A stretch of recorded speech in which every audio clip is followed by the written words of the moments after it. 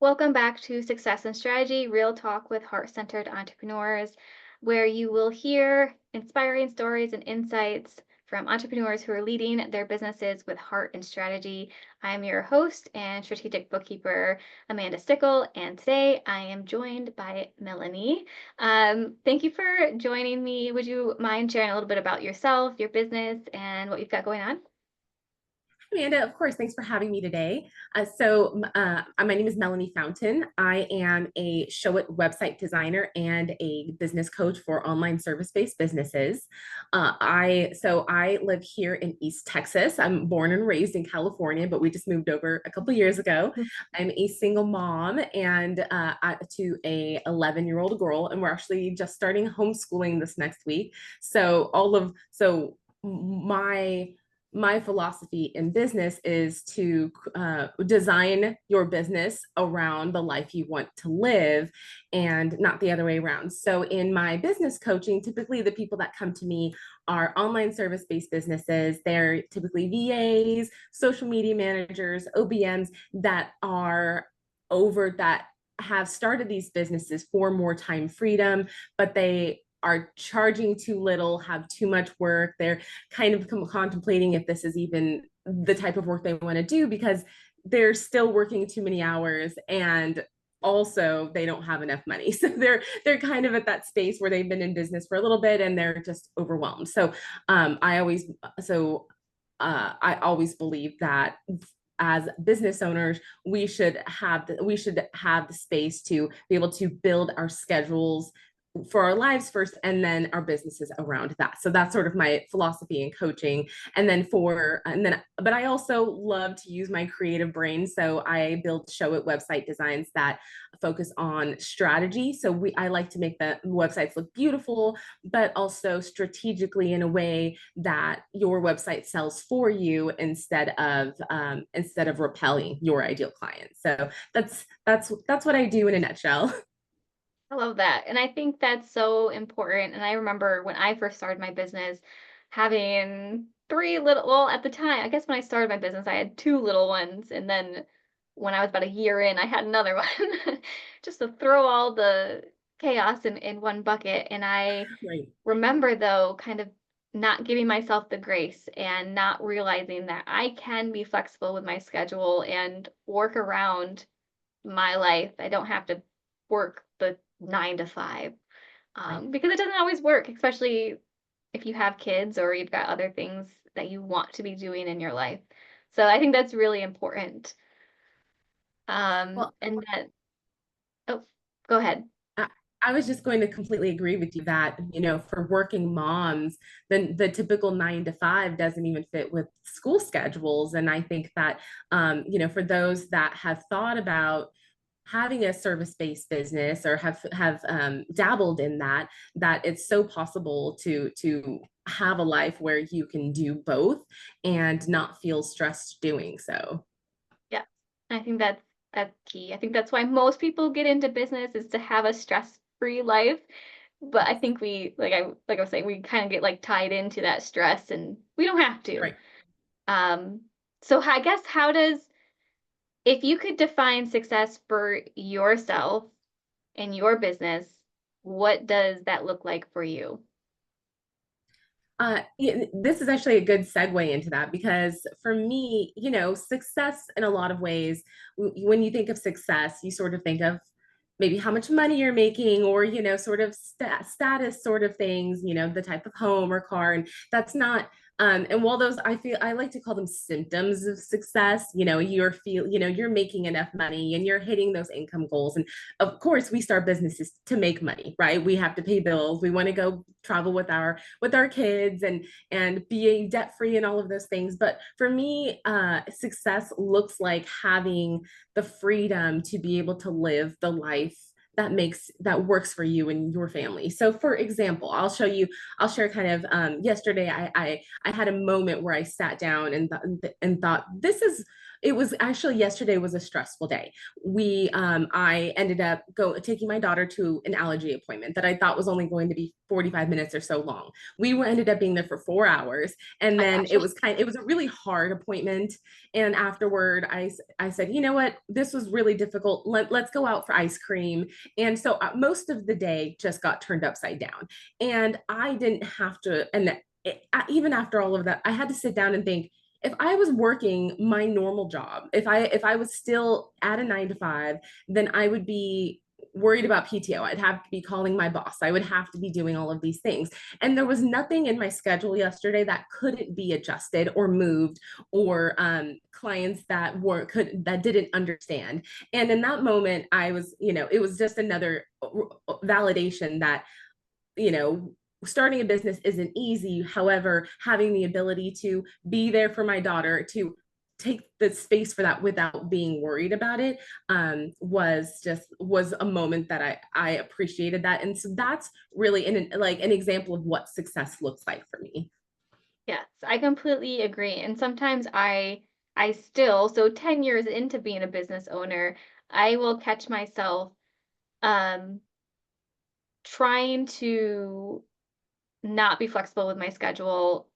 And it's more like mentally, not like physically. Like I don't know how to explain it. So like if something comes up unexpected, like I have to go pick up a sick kid from school, or they forgot something and I have to bring it to school, or whatever it may be, something kid oriented, because that's usually where the surprises come in.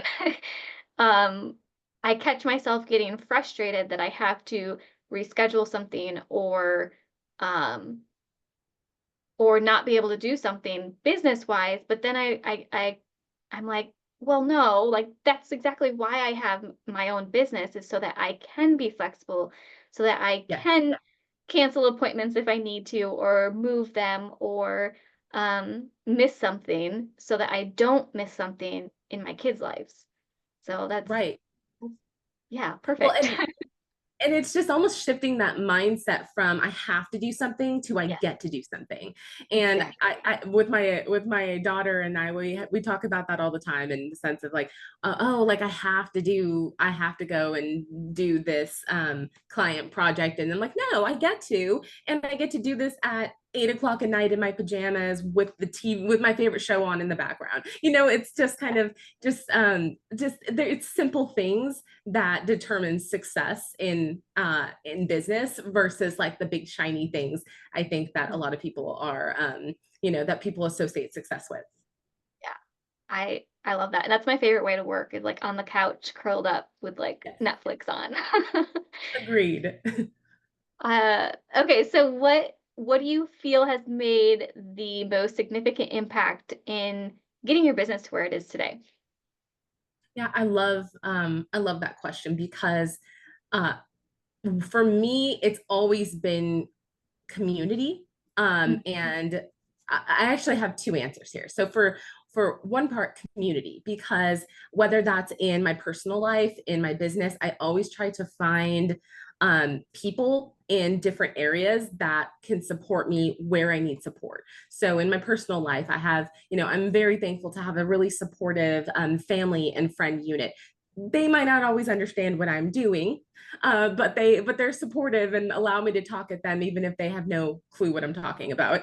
And then I have my online community, and whether that's business friends that I have, or even in a paid capacity, a coach, a group program. Even you and I connected through Boss Mom Plus, which is a kind of an online community, and just finding different pockets of community that I can find support when I need it. Because even like I have a community of people that like referral partners that refer me for my services. So in a lot of most of my business, I have to admit that I'm not the best person marketing my own business on social media and things like that. And I don't necessarily have to be, because my community sort of sells for me. I get a lot of referrals. And so in terms of getting clients, that's been a huge part of growing my business, is building a referral network.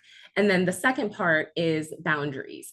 Because of having time flexibility and freedom to be able to make my own schedule, that also requires a lot of boundary setting. And it has taken, I'm a natural people pleaser by nature, and having to learn the power of no, and saying to clients, I don't respond on weekends. I don't respond during the evenings, or even telling my family, yes, I work from home, but that doesn't mean I can drop everything to go and hang out for the day. Or, there's just making, training myself to set boundaries, and the personal development that comes with business is, those are things that you have to realize, like, it's okay to say no. It's okay to set boundaries. And in fact, I would argue to say that unless you learn how to set healthy boundaries, it's near impossible to have a healthy business. Yes, I love your answers, and I definitely have to share. um, but with boundaries, again, I'm 10 years into my business, and my mom still, she just recently retired, so now she's been messaging me more often, and she's like, "Hey, do you want to go out for lunch?" And I'm like, I mean, it would be nice, but I have meetings, or like I'm in the middle of a project. And she's like, "Okay." Or, "Hey, you want to go shopping?" I'm like, "You just asked me 2 days ago." And I was like, "I told you, like, this week's busy." And Right. but they don't understand that just because you're home. My brother especially doesn't get it. He's like, "You don't do anything. You're just at home." Like, no, like, I'm at home, but I'm working. And if I'm Yes. not working business stuff, then I'm yeah, working on myself, the personal development aspect of it, or the house, or the dog. Like, there's always something that I'm doing. I'm not just Yes. sitting. But sometimes you do need to just sit and have that self-care of just rest. Um, I I was gonna say I just spoke with somebody, but it was a client. Um, it was a coffee chat that I had, um, and we were talking about human design, and we're both projectors, if anybody's familiar with that. I think it's interesting. And with projectors, we we work in like short bursts of energy, and then we need lots of rest. And that's one of my boundaries that I've been working on, is realizing that I don't work the same way as everybody else. Like, I can't work all day long. I have to work like 2, 3 hours a day, and then I need to kind of re-energize and focus on myself. Otherwise, I'll be grumpy and tired and all the things that nobody wants me to be. And I won't I be able to provide the level of service that I provide if I didn't take care of myself. So, And it's funny that you say that, because I'm sort of the opposite. I get hyper focused, and so for me, and is I have ADHD. So when I'm working, it's either really challenging to find focus on, especially projects that need a lot of time and attention. So when I find it, I find myself glued to it, and I can work through lunch and dinner and everything. So I actually have to set boundaries with work, because I love what I do so much, that I actually have to say, okay, I haven't poured into my daughter. My house is looking a little cluttery right now because I've been working on this project so much. So it's even learning to set boundaries with myself and my work, because like you said, like I'm like, why do I have a headache? Oh yeah, maybe because I haven't eaten since breakfast this morning and it's 5 o'clock. Just things like that. I'm living off of iced coffee. Probably not the best. So those boundaries are really important. yep. And then you also said saying no is okay. And I'm also a people pleaser, so that's really hard. And I think it's still scary to say no to people. Mhm. But once you do say no and you set that boundary for yourself, like, you feel so much better than you would if you just continued working with that person or on whatever you weren't um, respecting your boundaries with. So it's going to feel scary to say no and uncomfortable, but once you do, you'll feel better, and it's just better in general. So, Well, and I agree. And I'll even say too, for people that are listening to this and are kind of just like, oh, that seems, like that might seem easy, or like, how do I even get there? And it's, running a business is not all like, oh, I have the time to do this and that. Like, there are a lot of late nights, a lot of times that I'm like, okay, sorry, kiddo, you're gonna have to entertain yourself for the next few hours. And there's guilt and still like there's a lot of self-development that comes with that. So it takes I've been in business 6 years, you've been in business 10 years. There's a lot of work and late nights and behind the scenes that gets you to the point of setting the boundaries, to having the flexibility, and to learning to say, like, hey, even though I have the flexibility, that doesn't mean I'm allowed to use it for everything I want to do. Exactly. Yeah, and I think it's important, those first few years of business are a bit more like diving deep and doing that personal development, and in my experience working with a coach to really guide you through the steps so that you aren't alone, because like you said, community is a huge aspect. And I've met my very best friend being a business owner, and her also being a business owner. We connected on a business call, and she's local. And we were able to meet up, and like we just connected. And now I love it's that. so great to have that person that actually is in the business world too, and a friend, because you just get every aspect of your life. So I think community is so important. They can help you set those boundaries too and be like, no, you should not do that. Why Yes. are you doing that? You just told me this whole situation. They can kind of reel you in and keep you accountable. Definitely. I love that accountability that you said, Yeah, and finding community, and like you said, where sometimes you can do certain things on your own until there's a point where you can't anymore, and then finding a coach, finding somebody to help you with your finances, finding somebody to help you with strategy, or just finding a community of people that understand, because there comes a point where your husband or your best friend that isn't a business owner, they only can give you so much input before you need somebody that gets it. exactly. So, kind of switching gears a little bit to the finance stuff. So, how impactful has understanding your finances been for your business growth? That's a so for me, and we chatted a little bit about this before too, that I am not a numbers person naturally.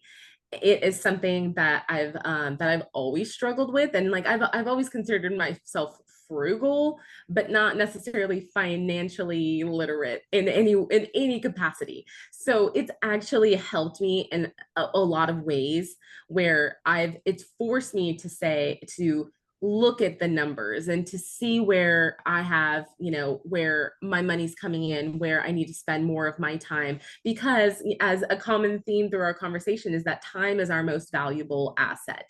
And if you're working with clients that are not that aren't necessarily helping you advance in like your financial goals, then but other clients are, then maybe you have to shift gears, or being able to look at your finances, and even comparing them to the amount of hours that you're working, and saying, like, am I charging enough? And so really being intentional and mindful of finances in a way that allows you to live the life you want. Because if you're not making enough, if you're not being smart with your money, if you're not tracking your expenses and the taxes you have to pay, then there's going to come a point where your business may not be sustainable long term. And we want sustainable businesses so we can have sustainable lives.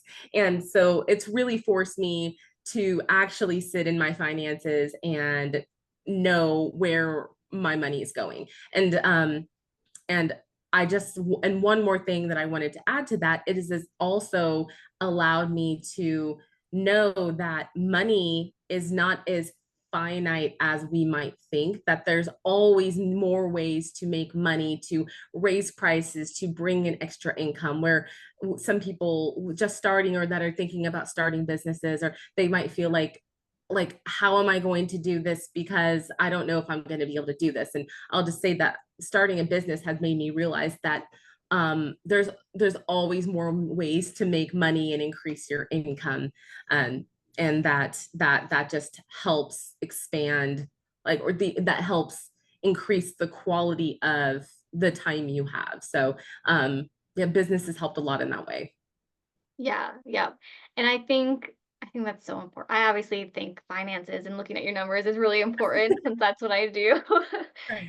But I think it is so important because, like you said, you're able to determine like a profitable, like if you are selling courses or different programs, you're able to determine what's bringing in the most money, and then you can focus on marketing that more than something that's not bringing it. Maybe it's losing, making you lose money, and it just helps you get like a full picture of what's actually happening in your business and where you can focus your time, so that way you aren't losing your time or your money. Right. And it just all creates this synergy, and I'm gonna say synergy because I just saw somebody say we should remove synergy from the dictionary, so now it's stuck in my head. It creates a synergy in your life because you have like a balance.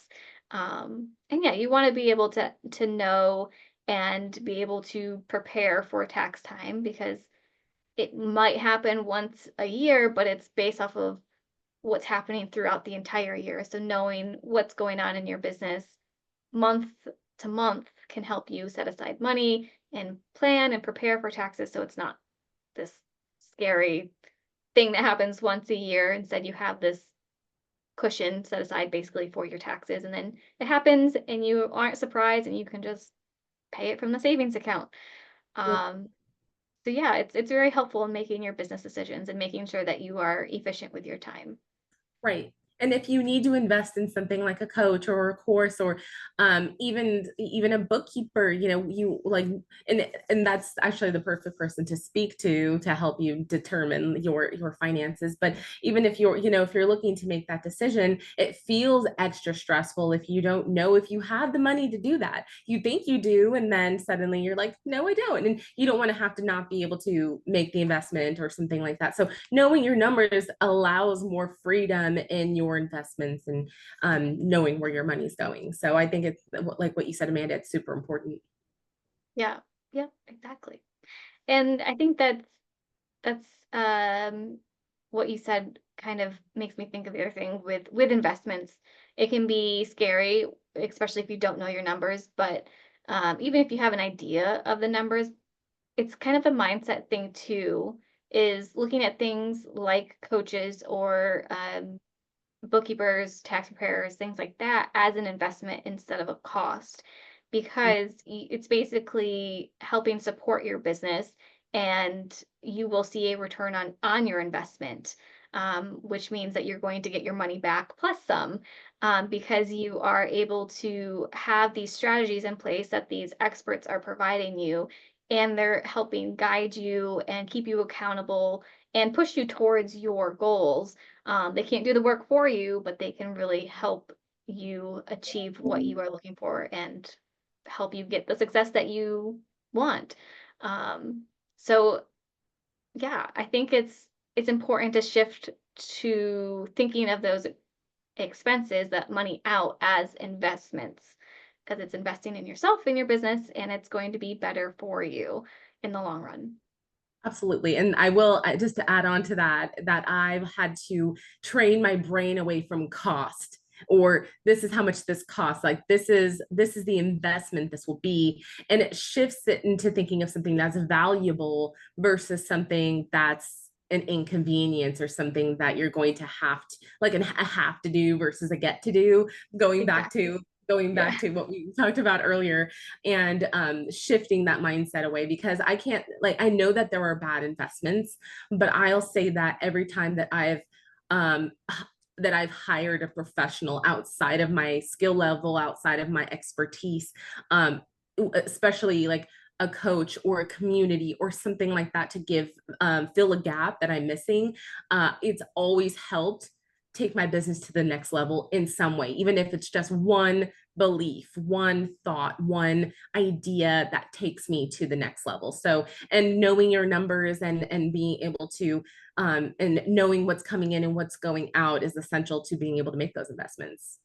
Yep. And I think so. You said bad investments. So there are bad investments, but I think you still learn from those bad investments because you're learning what to avoid Yes.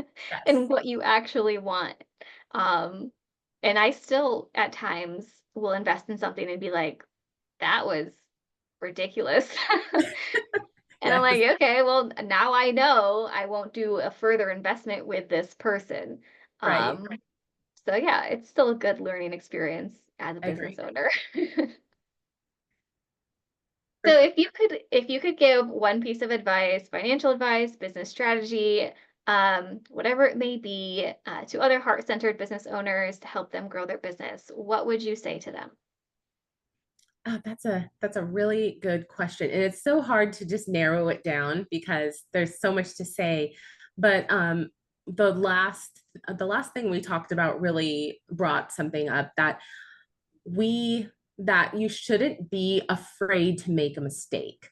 That you, if you're presented with an opportunity that you feel is outside of your scope, that you're not ready for, that you don't have the skill for, but you think it could take you to the next level. Maybe that's an investment. Maybe that's a speaking opportunity or a potential client that you're like, how am I supposed to provide the value for this? How am I supposed to show up and do this thing?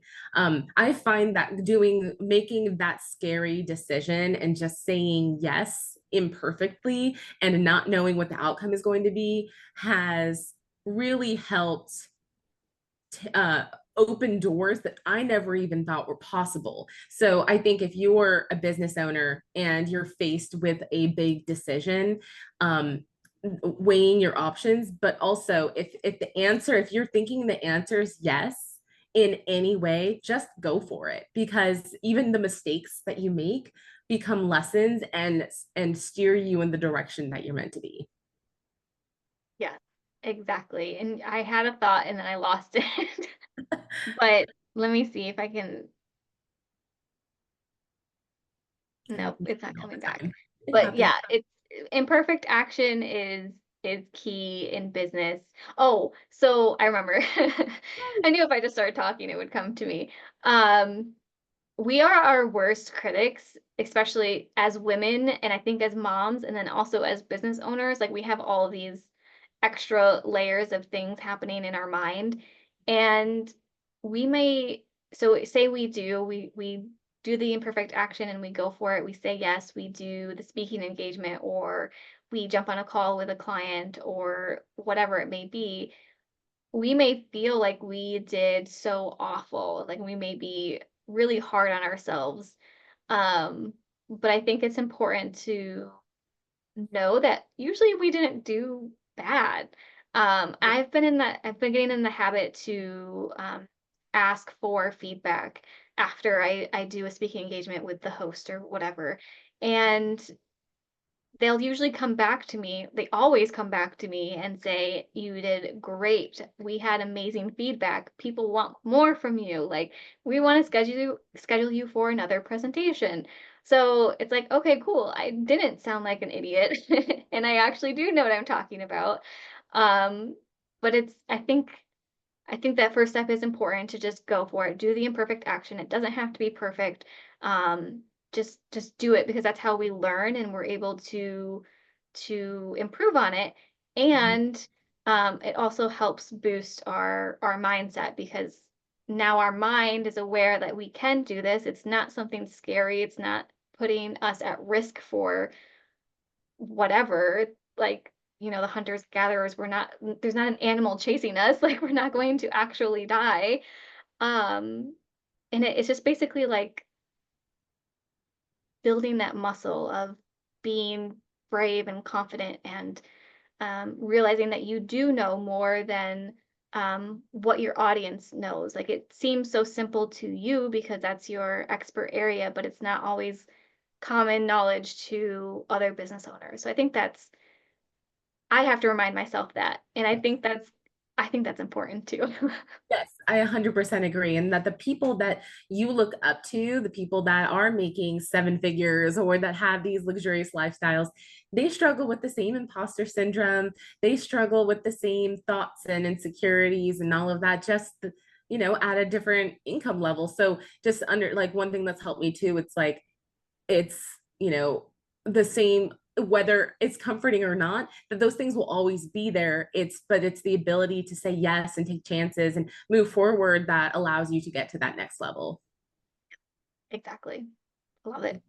Thank you so much for sharing. Course. So now, how do people connect with you? Who are you looking to connect with? Where do we go? Is it Instagram, Facebook? Where do you hang out? Well, if you want to check me out, I'm at melaniefountain.com. So pretty simple. And then I'm mostly on Instagram. If you go to it's the Melanie Fountain on Instagram, and then I do also have a Facebook community for service-based businesses. The link, so it's kind of a long name, so the link is I'll on link my it too. the link is on my Instagram, and we're actually in the process of rebranding it and doing all that stuff. So if you want to join me, service-based businesses, online service providers, or if you just want to hang out and get to know each other and build community, then go hang out with me there, and I look forward to connecting. Awesome. Thank you so much. And I'll have check out your Facebook group too. Thanks, Do Amanda. you have do you have anything else you'd like to share before we close this up? This has been such a fun experience. I love talking about time and all of that, and so I would almost just encourage anybody to think about what time in their life that they're missing. Like, are they missing more time with their family or their kids or with their hobbies? And think even just a little, like, I just encourage you to look at your schedule and see where you can fit more of that in. Even if you aren't doing what you're able to do now, look at where you can fit more of that in, because you'll never regret making more time for the things that you love. Exactly. Yes. Thank you for that closing tip. And thank you again for joining me. It really has been a great conversation and meeting you. And I look forward to continuing to get to know you outside of this. So thank you so much. This has been Success and Strategy, Real Talk with Heart-Centered Entrepreneurs. And until next time. Thank you guys. Oh, thanks, Amanda. Bye.